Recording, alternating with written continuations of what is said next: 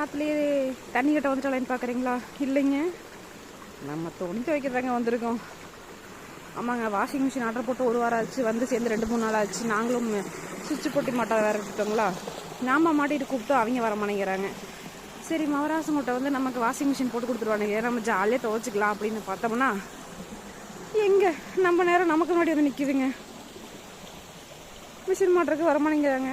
நாளைக்கு ஆத்தாக்கு வேறு சாமி கும்பிடணும். துவைக்கிறதே 3 பக்கெட் அவங்க வருவாங்கன்னா ஒரு நம்பிக்கையில் 3 நாளாக போட்டு வச்சு 3 பக்கெட் துணி சேர்த்து வச்சுருக்கேன்.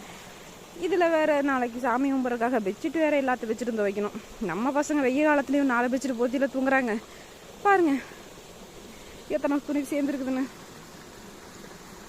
பார்த்திங்கன்னா நான் துவைக்க ஆரம்பித்து 1 பக்கெட் துணி மட்டும் துவைச்சி அலசி வச்சுருக்குறேங்க. அதுக்குள்ளே தண்ணி வேறு பாஞ்சிருக்கும். டக்குன்னு போய் தண்ணி பாஞ்சிச்சுன்னு பார்த்து மடையில் மாறி விட்டுடலாம். மேவத் வெயில் பாஞ்சிட்டு இருக்குதுங்க. இது ஃபுல்லாக பாஞ்சிருச்சுன்னு பார்த்துட்டு கிளறு வெயிலுக்கு மாறி விட்டு வந்துடலாம்.